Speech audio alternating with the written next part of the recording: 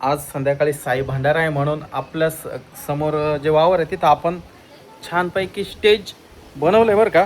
सकाळपासून स्टेज बनवायचं काम चालू होतं आणि लाईट वगैरे छानपैकी लावल्या आहे. तर आता आम्ही साई मूर्ती आणायला चाललो आहे. हे बघा इकडे स्टेज आहे, हे वावरामध्ये अतिशय छान संध्याकाळच्या वेळेस आहे ना लाईटिंग लागल्यानंतर अतिशय छान दिसेल बरं का. ह्या लाईटिंग टाकल्या सगळ्या बाजूने आणि समोर स्टेज आहे बरं का. हे बघा कशा मस्त लाईटिंग टाकल्या, संध्याकाळच्या वेळेस काय मस्त दृश्य दिसेल. तर आत्ता माऊलीला घेऊन आम्ही आता निघतोय साई मूर्ती आणायला. ब्रेजामध्ये चाललोय. माऊलीचा मामा आहे, अजून शंतनू आहे, अजून कोण आहे.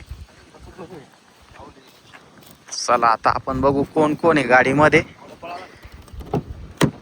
ये बघा एवढे लोक आहे आत्ता गाडीमध्ये.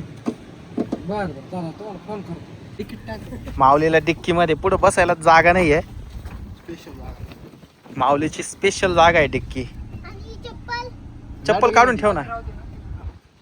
साईनाथ महाराज की जय.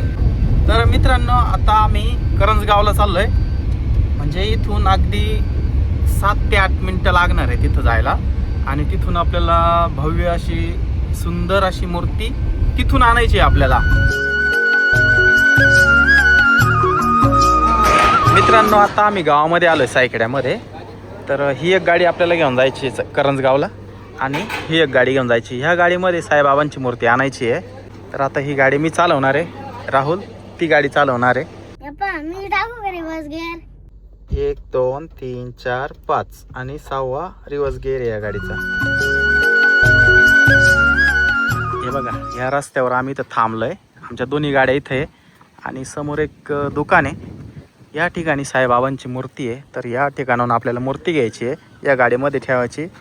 मूर्ती तुटू नये फुटू नये म्हणून एक गादी पण आणली, जेणेकरून गादी टाकली का गादीवर आपल्याला मूर्ती ठेवायची आहे. म्हणजे गाडी जरी आदळली तर मूर्तीला धक्का लागणार नाही, तुटणार नाही.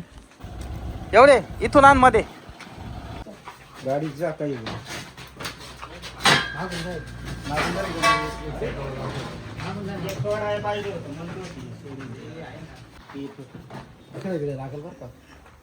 पहिले मूर्ती ना छोटा हत्तीमध्ये साईबाबांची मूर्ती ठेवली आहे.